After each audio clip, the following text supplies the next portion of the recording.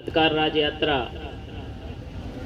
का नेतृत्व कर रहे प्रदेश के अध्यक्ष सम्मानित श्री इंजीनियर रमाकांत पिप्पल जी, जिले के प्रभारी सम्मानित अमरलाल टैगोर जी।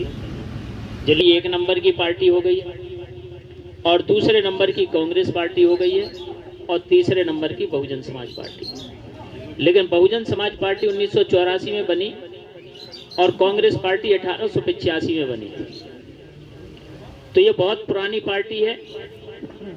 और 1984 में जब बहुजन समाज पार्टी बनी और बहुजन समाज ने पार्टी ने इस देश में टूटे हुए लोगों को, जो जातियों में बटे थे, आपस में असमानता थी, गैर बराबरी थी, उनमें आपस में भाईचारा पैदा करके जब बहुजन समाज बनाया, तो इस बहुजन समाज पार्टी को सबसे ज्यादा बदनाम करने का काम कांग्रेस पार्टी ने किया। और कांग्रेस पार्टी ने पूरे देश के अंदर ये प्रचार कर दिया कि बहुजन समाज पार्टी तो चमारों की पार्टी है। ये बहुजन समाज पार्टी को इतना बदनाम करने की कांग्रेस को जरूरत क्यों पड़ी? क्योंकि कांग्रेस नहीं चाहती थी कि इस देश के अंदर भाईचारा बने।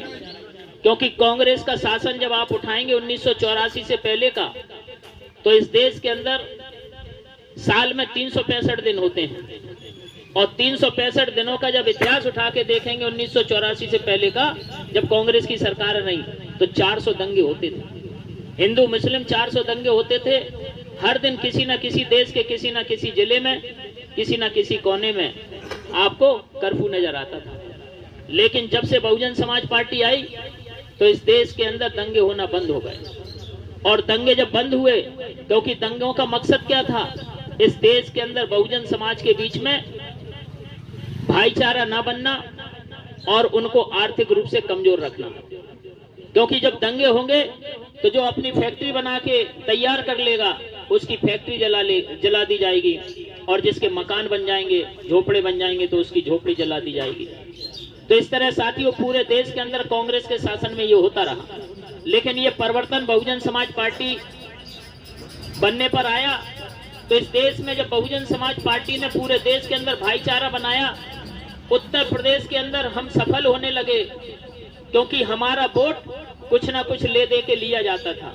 हर 5 साल में मौका आता था तो उनको हर तरह की लालच देकर, उनको झूठे वादे देकर, खोखले नारे लगाकर कि हम गरीबी दूर करेंगे, किसानों की बदहाली दूर करेंगे, गांव खुशहाल बनाएंगे, इस तरह साथी उनका वोट लेते रहे। और जब बहुजन समाज पार्टी की सरकार बनने लगी, भाईचारा बनने लगा, तो उत्तर प्रदेश के अंदर ये परिवर्तन आया, तो कांग्रेस कमजोर होने लगी। जब कांग्रेस कमजोर होने लगी, तो कांग्रेस बहुजन समाज पार्टी का सामना नहीं कर पा रही थी। तो कांग्रेस पार्टी में जो लोग थे, तो साथियों उन्होंने देखा कि अब कांग्रेस तो सामना नहीं कर पाएगी। क्योंकि आपको पता होना चाहिए कि जब 2007 में फुल बहुमत की सरकार बनी बहुजन समाज पार्टी की, और जब बहुजन समाज पार्टी की 95 में पहली बार सरकार बनी, देश में किसी अगर दलित को कहीं मौका मिला तो वो उत्तर प्रदेश में, वो भी बहन जी को, आदरणीय बहन जी को जब मौका मिला, तो जब बहुजन समाज पार्टी की सरकार बनी 4.5 महीने की पहली सरकार, उसमें बैठते ही बहन जी ने कह दिया था, अब मैं बहुजन समाज नहीं, अब मैं सर्व समाज की नेता हूं। अब मैं सर्व समाज की नेता हूं। तो हमारी पार्टी में हमारे नेता की कथनी करनी में कोई फर्क नहीं है। जब बहुजन समाज पार्टी की नेता आदरणीय बहन जी जब शपथ ग्रहण करती है, तो एक ब्राह्मण का बेटा कैबिनेट में होता है, एक ठाकुर का होता है, एक बनिया का होता है, एक पिछड़े वर्ग का होता है, और साथियों दलित भी होते हैं। इस तरह सर्व समाज के लोगों को मंत्रिमंडल में लेकर और साथियों सरकार चलाने का काम करते हैं। लेकिन बीजेपी और कांग्रेस के लोग पूरे देश के अंदर बहुजन समाज पार्टी को बदनाम करते हैं। जब कांग्रेस की सरकार केंद्र में होती है, तो लोग प्रचारित करते हैं कि ये बहुजन समाज पार्टी तो कांग्रेस की बी टीम है। और जब बीजेपी की सरकार होती है, तो कांग्रेस पार्टी पूरे देश में प्रचार करती है कि बहुजन समाज पार्टी तो बीजेपी की बी टीम है। ये क्यों करते हैं? क्योंकि दोनों को खतरा बहुजन समाज पार्टी से है। हम तीसरे नंबर पे, कांग्रेस जब 1 नंबर पे थी तब हम तीसरे नंबर पे थे, बीजेपी दूसरे नंबर पर थी। आज बीजेपी 1 नंबर पे है, कांग्रेस 2 नंबर पे है, तो हम तीसरे नंबर पर है। तो उनको ये लगता है बीजेपी कांग्रेस को कि अगर हम दोनों लोग कमजोर पड़ गए तो ये बहुजन समाज पार्टी आ जाएगी। जब बहुजन समाज पार्टी आ जाएगी, तो साथियों हम दंगे किनके बीच कराएंगे?